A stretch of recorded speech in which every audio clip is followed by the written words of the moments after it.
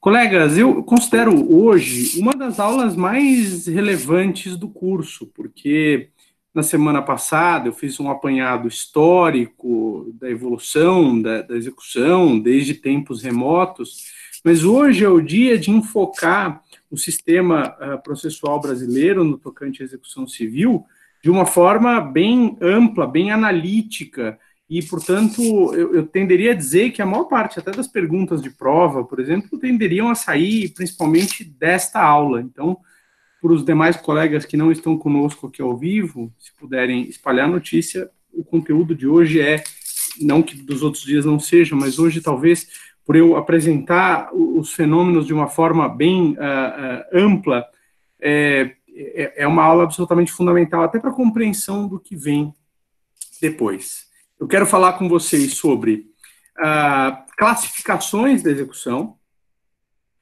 depois quero falar sobre princípios da execução, e depois que eu enunciar as classificações e os princípios, eu quero me deter em algumas dessas classificações para explicar alguns aspectos das diversas categorias que compõem cada uma das classificações.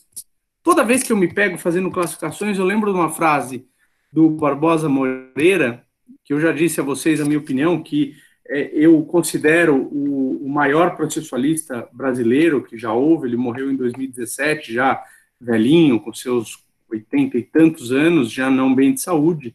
Mas ele realmente tem... Ele não escreveu um grande manual, ele tem um livro que chegou à sua 25ª edição, que é o Novo Processo Brasileiro, que é um livro muito curto, que ele lançou logo que o CPC de 73 foi promulgado e sucessivamente reeditado. Já era um trabalho bom, embora muito sucinto. Ele tem um volume de comentários sobre a parte de recursos, que é uma obra clássica do direito brasileiro. Qualquer pessoa que for estudar o tema de recursos necessariamente consultará a Barbosa Moreira, e ele tem os 9 volumes dos temas de direito processual com artigos. Ele escrevia e falava fluentemente alemão, francês, italiano, espanhol, inglês. Era um cara, além de tudo, muito erudito. E ele, além de tudo, além de um exímio processualista, ele era alguém que escrevia com uma elegância e sempre com frases marcantes. Uma frase que eu não esqueço do Barbosa Moreira, eu sempre faço questão de repetir: não existem classificações certas ou erradas, existem classificações úteis ou inúteis. Nós só vamos usar as classificações que permitirem que nós tenhamos uma visão mais analítica dos fenômenos classificados, porque, do contrário, é uma atividade estéril. E eu tentei selecionar aquilo que me pareceu mais relevante em termos de classificação. Vou contar aqui no meu material de preparação da aula: 1, 2, 3, 4, 5, 6, 7, 8 critérios classificatórios distintos. E curioso notar que esses critérios, obviamente, cada um deles é baseado em uma das características que eu quero analisar nesse conjunto de fenômenos classificados. Mas aí, evidentemente, que essas classificações elas vão interagindo entre si, portanto, um mesmo fenômeno vai ser enquadrado em todas essas categorias de formas diferentes. Então, vamos por partes. A primeira classificação, nós classificaríamos, isso é absolutamente fundamental, até para entender a estrutura do código, a execução entre a execução fundada em título judicial e a execução fundada em título extrajudicial.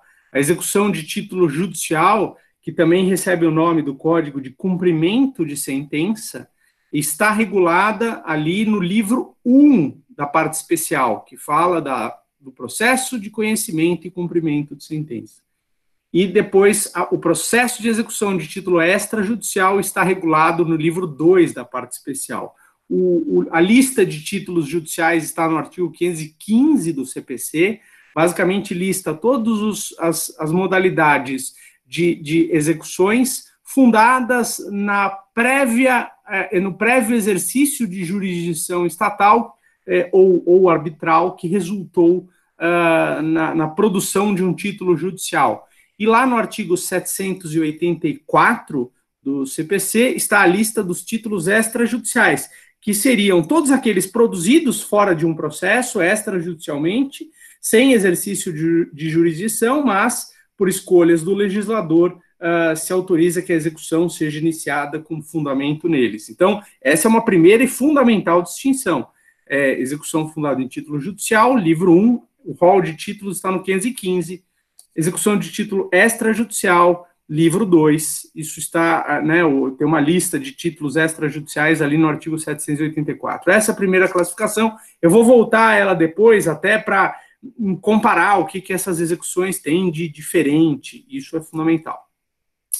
Segunda classificação, não mais tem a ver com a origem do título, mas tem a ver com a modalidade de obrigação. Aí é um critério de classificação que a gente pega lá da parte geral de obrigações do Código Civil e que repercute no processo. As obrigações que podem ser objeto de execução são as obrigações de fazer, não fazer, dar coisa que não seja dinheiro e pagar dinheiro. Então, são 4 modalidades de obrigações de acordo com o direito civil e que o processo, para a realização concreta dessas obrigações inadimplidas, precisará se adaptar. A característica do processo muda a depender da modalidade de obrigação que vai ser objeto da execução. A gente também vai analisar isso em mais detalhes um pouquinho mais adiante. Terceira classificação, nós classificaríamos também a atividade executiva sob a perspectiva da técnica que é utilizada para realmente realizar concretamente a obrigação. Então, nós falaríamos em obrigações que são obtidas executivamente por subrogação ou por coerção. A subrogação se daria na hipótese em que o Estado se substitui à vontade do obrigado, do executado, e aí satisfaz o exequente, tornando, portanto, irrelevante a vontade do executado. Eu tenho que ter uma obrigação de entrega de coisa, entregar este aparelho celular. Se eu não entrego, o Estado vem aqui, inclusive utilizando a força se necessária, arromba a porta da minha casa, pega o celular e leva embora, entrega na mão do exequente. Isso vale para um imóvel. Se eu estiver aqui ocupando esse imóvel, eu tenho uma obrigação de entrega desse imóvel. Não entregar, o Estado vai me tirar desse imóvel à força, e isso vale, evidentemente, com o pagamento de dinheiro, sobretudo. Essas obrigações, portanto, de dar e pagar dinheiro são primordialmente execuções feitas por subrogação. O pagamento de dinheiro, eu vou localizar as contas bancárias do executado via sistemas eletrônicos. Se eu não encontrar dinheiro nessas contas bancárias e aplicações financeiras, eu vou penhorar bens, imóveis, carros, ações, cotas, o que for. E aí o Estado vende esses bens e satisfaz o credor. Portanto, obrigações de dar e de pagar quantia são primordialmente feitas por técnica subrogatória. Nós vamos falar um pouquinho adiante que, excepcionalmente, nós teríamos também técnicas coercitivas para essas obrigações. E, de outro lado, as obrigações de fazer ou de não fazer são primordialmente obrigações que são exigidas pela via coercitiva. Vamos pensar lá num título judicial que tenha me mandado parar de perturbar a vizinhança. Então, eu tenho aparelhagem de som na minha casa, eu faço festas aqui, eu toco música alta até de madrugada, com pessoas aqui fazendo barulho na minha casa, o juiz determina que eu me abstenha de continuar a fazer festas na minha casa com barulho até altas horas da madrugada, sob pena de multa. Eu, portanto, estaria sujeito a uma técnica de coerção. Não é o Estado que veio aqui e arrombou a porta e acabou com a minha festa. O Estado, e isso é típico, sobretudo de obrigações de fazer, não fazer, me coage, faz com que eu tome a decisão de, por meus próprios atos, deixar de descumprir a obrigação que me foi imposta. Portanto, a técnica coercitiva é aquela em que se poderia afirmar que a vontade do executado continua a ser relevante. O Estado impele aquela vontade, coage aquela vontade, mas no final quem efetivamente cumpre a obrigação, se aquela coação funcionar, é o próprio executado. Essa técnica que se aplica primordialmente, repito, na obrigação de fazer ou de não fazer, ela é muitas vezes complementada também pela técnica coercitiva, ou seja, daria para a gente dizer que, e eu vou aprofundar isso adiante, que essas técnicas, embora elas tenham campos de atuação primordiais, seria possível, eu vou explicar isso adiante, que mesmo na obrigação de pagar e de entregar coisa, houvesse algum espaço para a técnica coercitiva, e mesmo para obrigações de fazer ou de não fazer, haveria espaço para a técnica subrogatória. Eu explico isso adiante. Quarta classificação. A execução, normalmente ela é feita com base em um título executivo perfeito e acabado. Imaginem uma sentença que condenou o réu a pagar um determinado valor. Essa sentença não é mais passível de ser atacada por recurso, ela se tornou imutável, indiscutível por força da formação de coisa julgada, e, portanto, é uma execução fundada em um título sobre o qual já não existe mais qualquer tipo de pendência, de discussão. Essa seria a chamada execução definitiva. Porém, o nosso sistema faz com que a maioria dos recursos, à exceção da apelação, e mesmo assim há determinadas hipóteses em que mesmo a apelação não se sujeita a isso, que o recurso no sistema processual brasileiro, via de regra, não tem efeito suspensivo. Está lá no artigo 995. Significa dizer que a interposição do recurso não impede que a decisão recorrida comece a efetivamente produzir efeitos.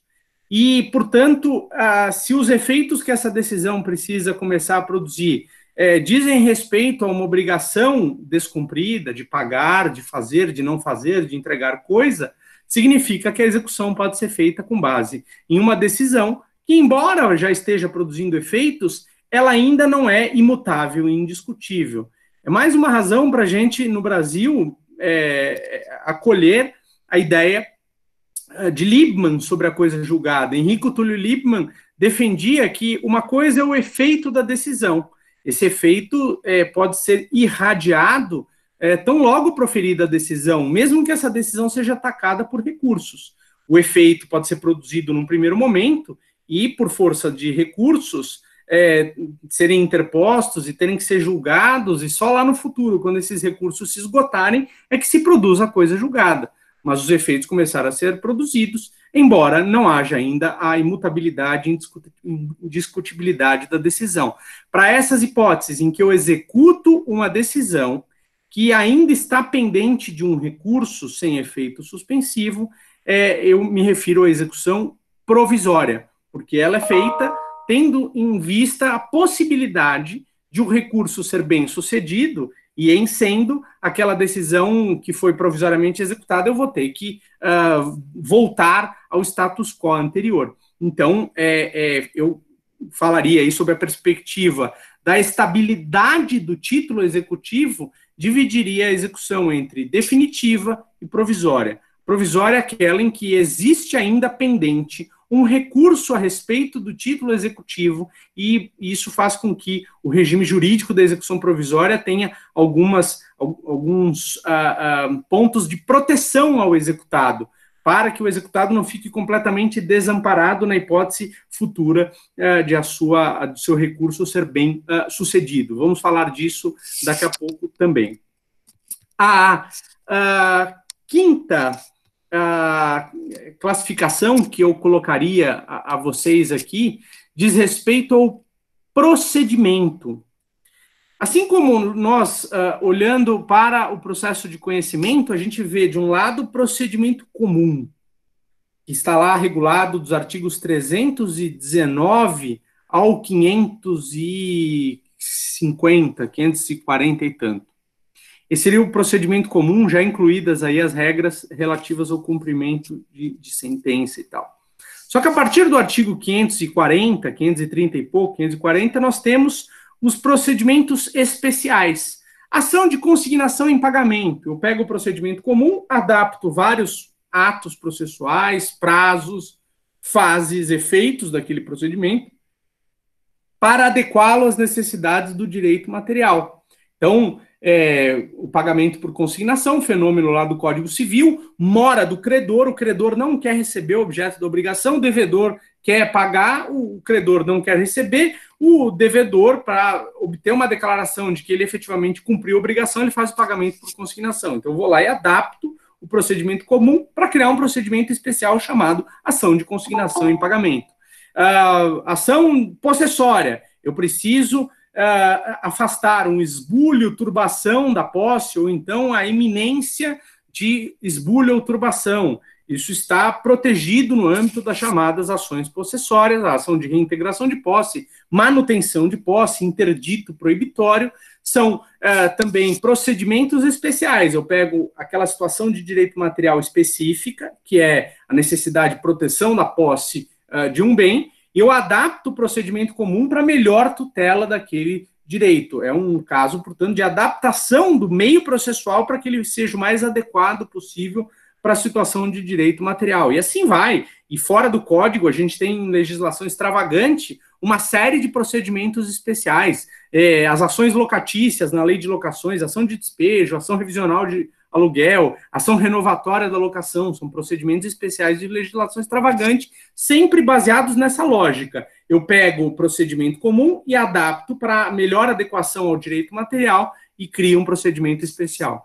Na execução, funciona da mesma maneira. Eu tenho procedimentos executivos comuns, de título judicial, extrajudicial, de obrigações de pagar, dar coisa, fazer ou não fazer, mas fora desse âmbito, que seria de um domínio de procedimentos comuns executivos, porque eu tenho mais de um procedimento comum executivo, porque eu tenho título judicial e extrajudicial, e dentro de cada uma dessas categorias eu tenho obrigação de pagar, dar coisa, fazer ou não fazer, pagar, dar coisa, fazer ou não fazer. Então, não dá para dizer que há um procedimento comum executivo, há procedimentos comuns executivos, baseados nas duas modalidades de título judicial e extrajudicial e nas 4 modalidades de obrigação. Vocês estão no 4º ano, vocês prestaram o FUVEST num tempo relativamente recente, então dá para pensar em análise combinatória de 4-2-2. Então, você tem título judicial de obrigação de fazer, título judicial de obrigação de não fazer e assim sucessivamente. Esses seriam os procedimentos comuns. Porém, também no plano da execução, eu tenho determinadas configurações do direito material que precisam sofrer determinadas adaptações para que elas sejam adequadamente tuteladas pelo processo. E, portanto, à luz dessa necessidade, criam-se também procedimentos especiais executivos. Quando nós olhamos para o CPC, nós vemos basicamente 2 procedimentos executivos especiais.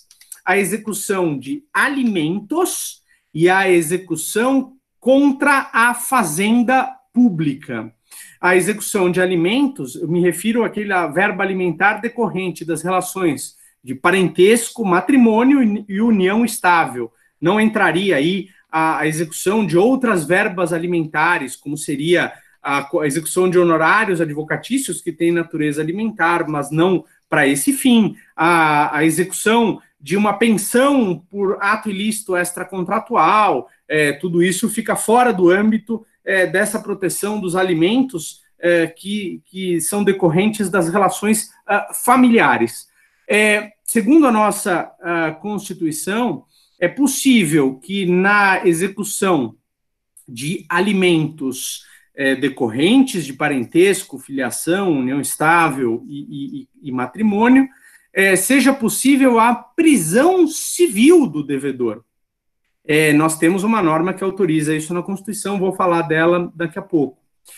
Por conta dessa autorização constitucional, que leva em consideração uma ponderação de valores, de um lado a sobrevivência, a subsistência do alimentando, e de outro lado a liberdade do alimentante, o sistema, embora seja uma execução por quantia, estabelece essa possibilidade de coação com relação, talvez, ao segundo maior bem que um sujeito pode ter, que é a sua liberdade de locomoção.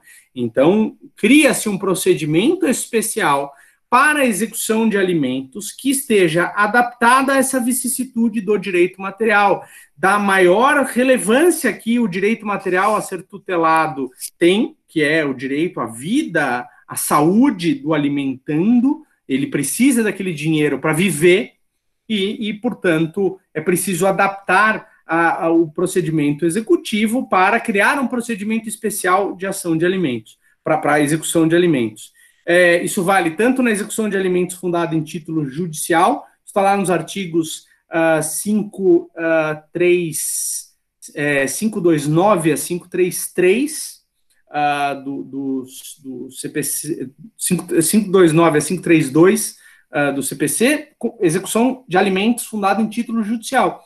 E depois tem lá a execução de alimentos fundada em título extrajudicial, lá na parte final do código. Depois eu confiro o número dos artigos que eu vou voltar nisso. É um procedimento especial executivo. Isso vale também em se tratando da fazenda pública. Os bens pertencentes ao poder público são bens impenhoráveis. Se a USP deixar de me pagar valores, eu não posso penhorar o prédio da Faculdade de Direito e falar que agora, a partir de então, ele é meu. O interesse público que se coloca no uso dos bens públicos impede que eles sejam penhorados. Então, cria-se uma outra forma de executar a fazenda pública que não mediante penhora, que é o que usualmente acontece numa execução por quantia.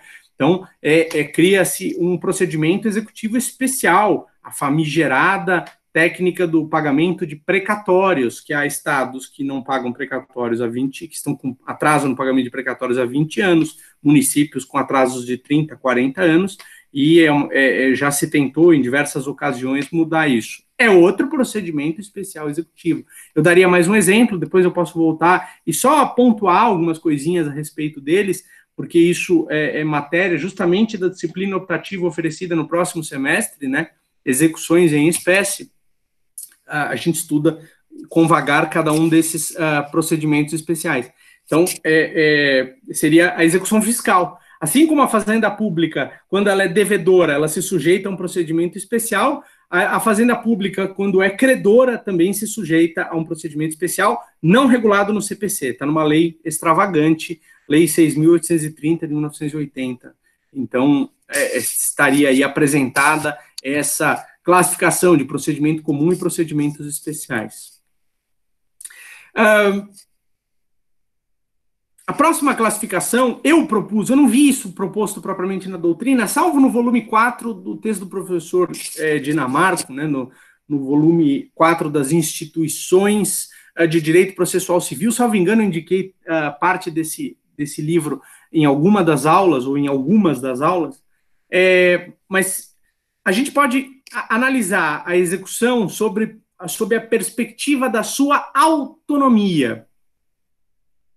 A execução, ela pode ser uma simples fase de um processo que já estava pendente, ou a execução será um novo e diferente e autônomo processo. Quando a gente olha para a execução como fase, eu estou me referindo àquele fenômeno ao qual eu aludi há 2 semanas, do chamado processo sincrético, em que a parte vem a juízo, pede tutela jurisdicional por meio do processo de conhecimento, ela é ouvida, a outra parte contesta, colhem-se provas, no final o juiz decide quem está certo, quem está errado. O juiz, por meio de uma sentença, reconhece que existe uma obrigação a ser satisfeita e, nesses casos, se a obrigação não for satisfeita, aquela sentença, uma vez descumprida, será executada dentro do mesmo processo. E aí essa execução será uma nova fase de um processo que já havia se iniciado. É uma simples continuidade daquilo que já havia sido proposto. Isso vale para a sentença que realmente impõe uma obrigação, que manda que o vencido pague, dê, ou faça, ou deixe de fazer alguma coisa. Mas eu tenho que reconhecer, à luz do artigo 515, que há outros fenômenos de títulos judiciais que, embora a sentença não seja uma sentença que impõe uma obrigação, para todos os efeitos ela valeria como tal. Eu me refiro aos incisos 2, 3, 4 e 5 do artigo 515. O que esses dispositivos dizem, grosso modo? Se a gente for olhar ali, principalmente os incisos 2 e 3, estamos falando das hipóteses em que o juiz homologa um acordo e depois a parte que, pelo acordo, deixou de cumprir a obrigação a que se sujeitou, aí eu executo a sentença homologatória do acordo. Trata-se de uma simples fase de um processo que já havia se iniciado antes e no qual houve a homologação da autocomposição. Então, embora não seja uma sentença que impõe uma obrigação, é uma sentença que reconhece que as partes se autocompuseram e que uma delas assumiu o cumprimento de uma obrigação, aí eu posso executar na mesma relação processual, nos mesmos autos, como uma simples continuidade daquilo que antecedeu a homologação do acordo. E os incisos 3 e 4, a gente vai ter até a oportunidade de falar em mais detalhes, tratam de outros fenômenos, mas mais ou menos parecidos. Né? A sentença que homologa a partilha em inventário, em que ninguém condenou ninguém a pagar nada, mas diz lá, olha, o fulano morreu, os seus herdeiros vieram aqui, eu dividi o patrimônio, só que um bem que estava na mão de um herdeiro, ele tem que entregar para o herdeiro que, de acordo com a partilha, deveria recebê-lo. Então, é uma outra, bem ou mal, um outro desdobramento da ideia de que uma sentença proferida dentro de um processo civil perante a justiça estatal brasileira, quando reconhecer uma obrigação e essa obrigação for descumprida, nós executaríamos como uma simples fase do mesmo processo. E, de outro lado, nós temos as hipóteses em que a execução não é uma continuidade de um processo de conhecimento que já estava pendente. É um processo de execução que realmente se inicia do zero, com petição inicial, com uma autuação, com citação pessoal do executado, e assim vai uma nova e diferente relação jurídica processual. Isso, sem nenhuma dúvida, se aplica a todos os casos de execução de título extrajudicial. Então, eu tenho lá um cheque, uma nota promissória, um contrato, uma confissão de dívida, tudo aquilo foi produzido fora do Poder Judiciário. Se aquilo for configurado como título executivo, impõe uma obrigação, a obrigação não é cumprida, eu trago aquilo para a Justiça e inicio um novo e diferente processo para cobrar aquela obrigação descumprida. Então, toda execução de título extrajudicial não é uma fase de um processo anterior, ela já começa como um processo autônomo de execução. E, para completar o raciocínio, nós conseguimos enxergar algumas hipóteses de títulos judiciais que dão ensejo a um processo de execução autônomo, que não é uma simples fase de um processo que já veio antes. Primeiro exemplo, sentença penal condenatória. Um dos efeitos da condenação penal transitada em julgado é tornar certa a responsabilidade do réu, do acusado no processo penal que foi condenado, a ressarcir os danos no plano civil. A sentença penal condenatória é um título executivo civil. Eu pego a sentença penal condenatória e a trago para ser executada no plano do processo civil. Eu sou obrigado a instaurar um novo e diferente processo, porque eu não posso executar civilmente os danos como uma fase do anterior processo penal. As esferas penal e civil não se misturam, e terminado o processo penal com a sentença penal condenatória transitada em julgado, eu pego a sentença penal condenatória e abro um novo e diferente processo perante a Justiça Civil só para executar. Uma execução que, embora seja fundada em título judicial, embora esteja lá na ideia de cumprimento de sentença, não é um cumprimento de sentença como fase de um anterior processo que já estava pendente, mas sim é um cumprimento de sentença feito como processo autônomo. Isso vale também para a sentença arbitral. O árbitro, escolhido pelas partes, como um cidadão que goza da confiança delas para solucionar de forma imperativa o litígio, o árbitro vai lá e decide quem está certo e quem está errado. Mas o árbitro só tem a desempenhar a atividade cognitiva, ele só diz quem está certo e quem está errado. Ele não executa a sua própria decisão. Para isso, ele precisa da justiça. Se a parte condenada pelo árbitro cumprir espontaneamente a obrigação, ótimo, se resolveu aí. Se a parte vencida no processo arbitral não se resigna, não cumpre a obrigação, é preciso levar a sentença arbitral para o Poder Judiciário e iniciar um novo e diferente processo, uma execução autônoma, iniciada com petição inicial, citação do executado e assim vai. Não é uma fase, é um processo autônomo. E os últimos casos estão na hipótese de sentença estrangeira e carta rogatória. Tribunal estrangeiro proferiu uma decisão inicial, né, preliminar ou final. Essa decisão tem que surtir efeitos no Brasil. Para isso, eu levo primeiro, salvo algum tratado internacional que me dispense de fazer isso, mas eu levo para o STJ, homologo, seja a sentença final, seja uma carta rogatória que comunica uma decisão parcial, eu homologo isso no STJ, e aí depois eu inicio um processo autônomo para executar ou a sentença do tribunal estrangeiro final ou a carta rogatória, né, vinda do estrangeiro. Eu começo um novo e diferente processo. Esse processo é um processo autônomo de execução, um processo que se iniciaria do zero. Portanto, a classificação é entre execuções como fase e execuções como processo. Execuções que são simples continuidade de um processo que já estava pendente e execuções que vão começar do zero, dando ensejo à instauração de uma nova e diferente relação jurídica processual. Eu diria que as execuções como fase são os primeiros 5 incisos do artigo 515. Estamos falando de títulos executivos produzidos dentro de um processo civil. Os últimos 4 incisos do artigo 515 tratam de títulos executivos produzidos fora de um processo civil, processo penal, processo arbitral, processo estrangeiro. Isso, portanto, reclama a instauração de um novo e diferente processo de execução. E todos os títulos extrajudiciais dão ensejo à execução como processo. Ou seja, a reforma de 2005, depois abraçada pelo CPC, ela implantou essa lógica de processo sincrético, ela eliminou a autonomia da execução de título judicial, e a resposta é, em parte. Ela eliminou para os títulos judiciais produzidos por um processo civil perante a jurisdição estatal brasileira. Para os títulos judiciais que não são produzidos em um processo civil perante a jurisdição estatal brasileira, processo penal, processo arbitral, processo estrangeiro, a ideia de sincretismo não existe. Eu tenho um processo só para conhecimento, penal, arbitral ou estrangeiro, e outro só para execução. A execução da sentença penal condenatória, da sentença arbitral, da sentença estrangeira, da carta rogatória passiva, né, aquela que vem de fora do Brasil.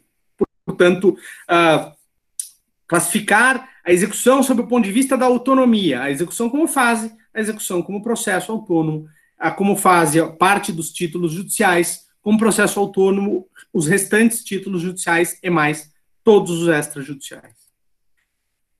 Penúltima classificação, e aí depois eu vou abrir a palavra para vocês, colegas, porque eu sei que é uma carga de informação grande, e repito, eu vou depois analisar cada um desses pontos com mais calma, mas eu já fiz referência a esse fenômeno na semana passada, eu posso aqui incluir. Essa é uma terminologia usada pelo professor Dinamarco, a execução que seria chamada de própria e a execução chamada de imprópria. A própria é aquela em que há uma obrigação reconhecida, pendente de ser cumprida, e por técnicas subrogatórias ou coercitivas, eu vou obter a satisfação concreta daquela obrigação, no plano dos fatos, no plano da vida das pessoas. Só que nós temos alguns fenômenos que o professor Dinamarco chamou de execuções impróprias, que não são fruto da aplicação de técnicas subrogatórias ou coercitivas. Então, eu tenho uma ação de uso capião, julgada procedente. Eu ocupei um imóvel durante 15 anos, com ânimo de dono, uma posse mansa, pacífica, nunca fui demandado pela posse daquele bem ou propriedade daquele bem. Eu estou lá há 15 anos, eu ajuizo uma ação de uso capião extraordinária. Essa ação resulta numa sentença declaratória, porque o que se operou no plano do direito material os 15 anos de exercício de posse mansa e pacífica já me garantem ser reconhecido proprietário. Quando a sentença vinha, ela declara um estado anterior de coisas que já havia se consumado, já havia no plano do direito material, no plano extrajudicial, já se havia configurado, o juiz apenas declara. A eficácia, inclusive, disso é ex tunc. essa sentença vai ter que ser registrada no cartório de imóveis para, a partir de então, o imóvel ficar com o meu nome, até para depois eu poder vender esse imóvel, tá com a documentação bonitinha.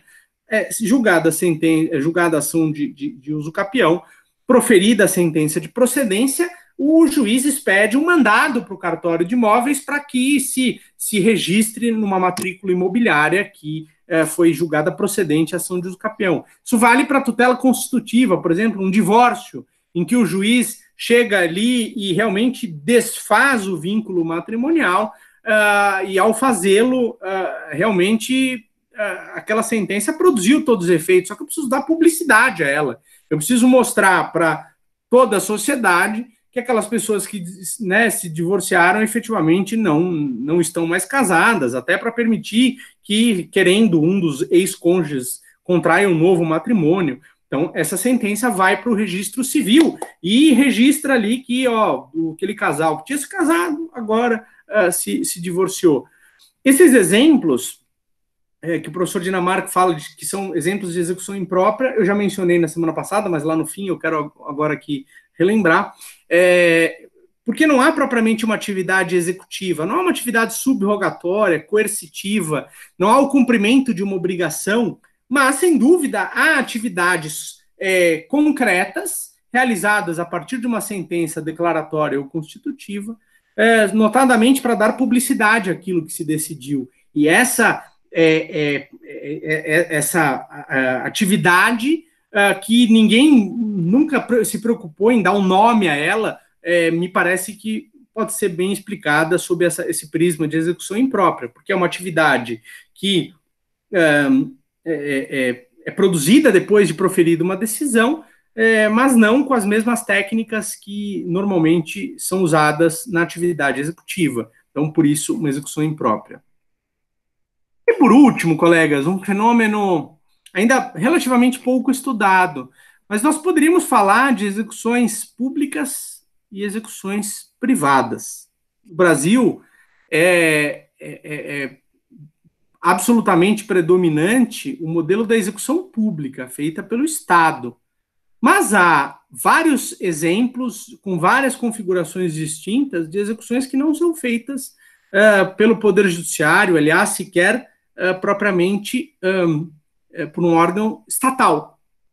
Então, dou um exemplo do sistema português desde 2003, depois com aprimoramentos em 2008, você tem atividades executivas como penhora de bens, avaliação de bens, a venda de bens em leilão. Tudo isso é feito por um profissional privado, que é o chamado agente de execução. O agente de execução não é funcionário público, ele simplesmente é encarregado de uma função pública, mas ele não perde a sua natureza de um sujeito privado, que presta um serviço para o exequente. E aí poderíamos falar de uma execução, ainda que parcialmente privada. Tem lá o papel do juiz, né? Juiz e agente de execução se articulam, mas, em linhas gerais, daria para dizer uma execução, ainda que em parte privada. E nós temos uma ainda bem menos estudada categoria de fenômenos de execuções que são feitas de forma integralmente extrajudicial. Qualquer um de nós que pegar dinheiro em banco para comprar um imóvel, muito provavelmente vai assinar um contrato de alienação fiduciária em garantia.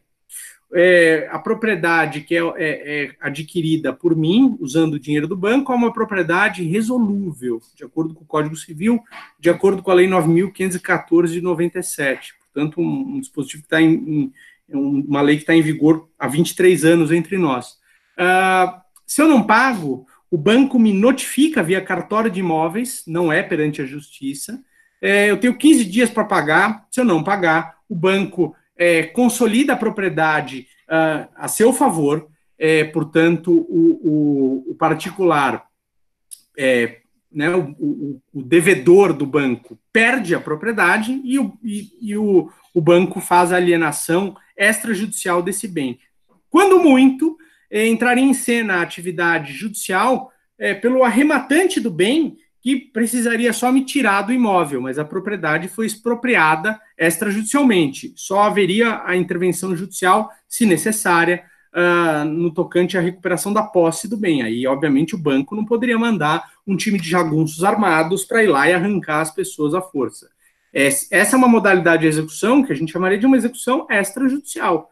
Ao longo de várias décadas, o STF considerou constitucional esse instrumento. Havia um instrumento previsto desde 66, com características similares. Há vários outros institutos similares espalhados pelo ordenamento, alguns com escassa utilização prática, mas, em linhas gerais, mecanismos de execução puramente privados. E o STF afetou essa matéria para julgamento em regime de recursos repetitivos, com repercussão geral, e essa questão ainda está pendente de apreciação. Nessa disciplina, execuções em espécie, que é ministrada no próximo semestre, esse tema certamente volta, um tema, a meu ver, absolutamente encantador.